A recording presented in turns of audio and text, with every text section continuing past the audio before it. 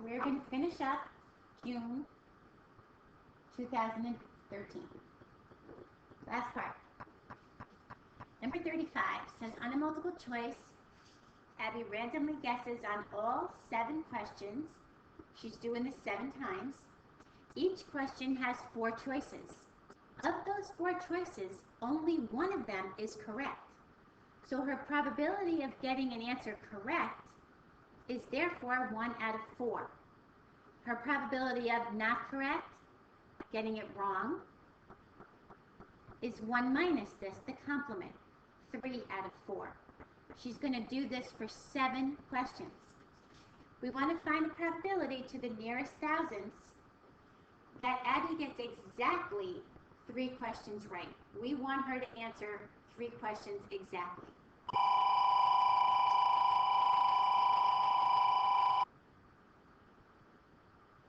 So we set this up as one of your probabilities. It doesn't matter what order she gets these in, and there's a pattern to Bernoulli's. You start with your C. You're doing this 7 times. This is your N. You want exactly 3. This is your R. You always measure your success first. So she wants them to be correct. The probability of correct is 1/4. And she wants 3 of them. The probability of not being correct is 3/4. And so 7 minus 3, 4 are left. These have to add up to whatever your N is. Now you could also do this, if you like, in decimals. Convert this to a decimal, if it's easier. Convert this to a decimal and put it in a decimal form, since they want your answer rounded to 3 decimal positions. Watch your rounding, because if you mess up your rounding, you lose a point, and that's a tough point to lose.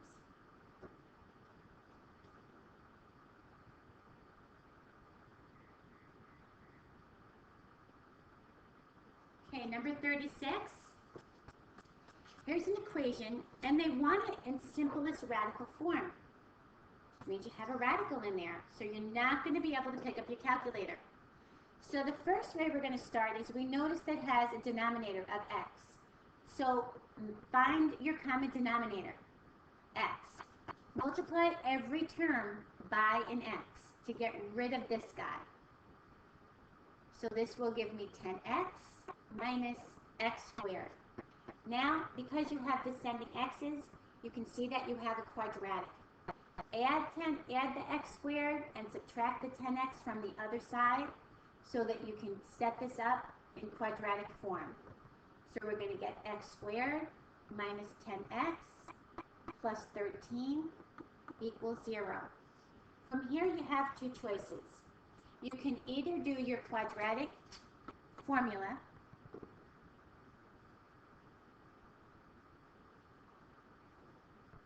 pull out A, it's 1, B is negative 10, C is 13. Oops, yes. And substitute this in. So a negative of a negative, be careful on your B's. And be careful when you put this in here. My advice is don't even put the negative sign in if you're going to square it. Because if you don't have the parentheses, it's going to come out wrong. And so 1 times 13 over 2 times 1. Work this piece out right here without the radical sign. So this is going to give you 10 plus or minus the square root of 48 over 2. Now remember, they want this in simplest radical form. So out of 48, we have a perfect square of 16 and a not so perfect square of 3. So we get 10 plus or minus, square root of 16 is 4, radical 3 over 2. And you want to reduce this. Either factor out a 2 in the numerator, like this, and then cancel out your common factor, or separate these. Separate them and then reduce, like this. Separate them and then reduce. You will still get the same answer. Now, an alternate way to do this is complete the square. This isn't so bad because A is 1 and B is an even number. So let's group these together, the x's, and leave space to complete the square. If you're going to add in here, you're going to subtract out here. And we're going to just set this equal to 0. So half of this term is 5, negative 5. So we're x minus 5 squared. 5 squared goes right here, 25, and right here. So we're x minus 5 squared, and combine these to minus 12. Now, set this equal to 0, add 12, take the square root, plus or minus, remember to break this down, square root of 4, square root of 3, this is 2 radical 3, and last step, solve for x, add 5 to both sides. So either way you do this, earns you full credit.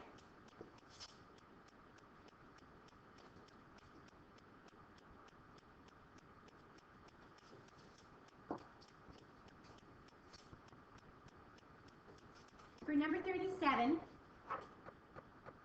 it's asking you to find a branch that is shaped like a triangle, ACE, and does not say right triangle. So we make a regular triangle and label it.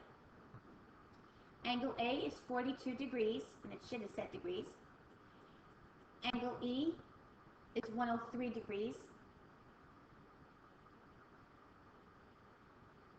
And they gave you AC, the measure of AC, which is 15. Now, at this point, angle E, yes, should be an obtuse angle. If you feel like redrawing it, that's fine. Since you're just making a sketch, this is also fine. Now, the one thing you want to do, the one thing that you can find, is an extra angle. You know that the sum of your angles is equal to 180. So to find this missing angle C, add the other two angles and subtract it from 180. You can always fill in a third angle. A side, no, but an angle, yes. And we get 35 degrees for angle C. And it helps us because now, if we're looking to find the area of this track, our area is also given to you on your formula sheet. 1/2 AB sine C. Notice it needs an angle, two sides, and an included angle.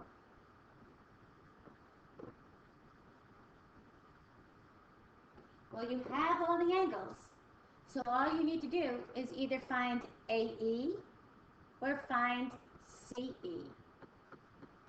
So whichever one you want to set up to find is fine. So let's go along and find side A.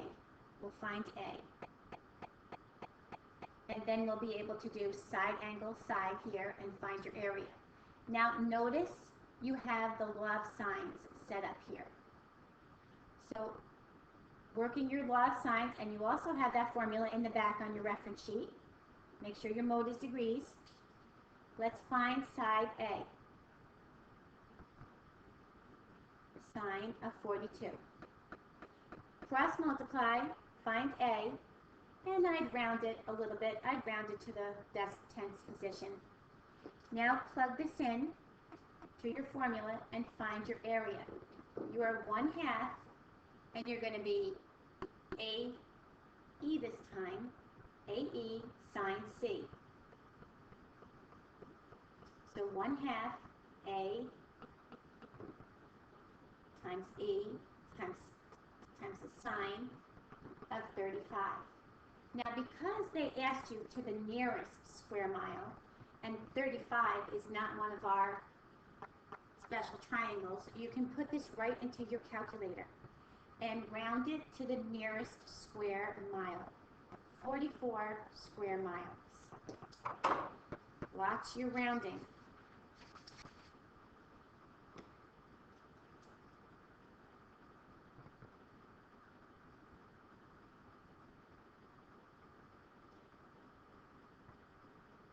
$38 is a nice statistical problem using your standard deviations. They gave you the scores of 10 teams in a cheerleading competition. And they wanted to know how many scores fell within 1 plus or minus 1 population standard deviation, represented by that, as opposed to a sample. So these were their population of their 10 teams. Now again, be careful. If you do this in your calculator, make sure you tell them you put this in L1, you did a 1-var stat, and show them your mean. Always round 1 decimal place more than the value in the data. So we have no decimal places, so we'll round to 1. And the population standard deviation. Now, the way we work out your standard deviation is the mean goes in the middle. Here's your plus or minus 1. And you could work it out like this anyway. And find it from there. Or you can use your chart, if you have trouble understanding, add 6.2 and subtract 6.2. Now you're looking for the competitions, their scores to be between 33 and 44.4. Now again, remember to show work. So what I would do is I would circle the ones that meet these conditions. You have to show them some kind of work on these problems. So therefore, count them up. You have 6 scores that fall within 1 standard deviation. Your interquartile range is your 3rd quartile minus your 1st quartile. If you look when you do your 1-var stat to the last 5 numbers, they're called your last 5 summary numbers. They actually lead you to make a boxy whisker, but it says your quartile 1 and it says your quartile 3. These you're going to subtract. So 41 minus 37 equals 4. Make sure to show all work. In this last problem, remember this is worth 6 points. There's not an easy way out of this. Remember that. Now, you're given a polynomial with the highest exponent of 4, and it says solve algebraically for x. So get everybody to one side. Add your 16x to the other side.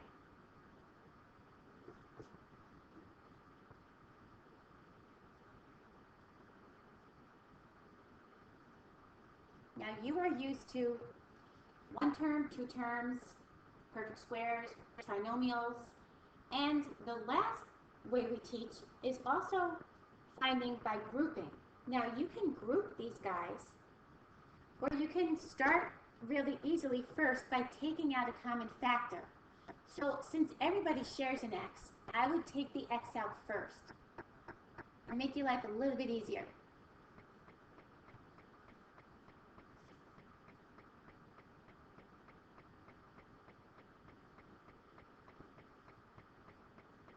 Now, let's group these.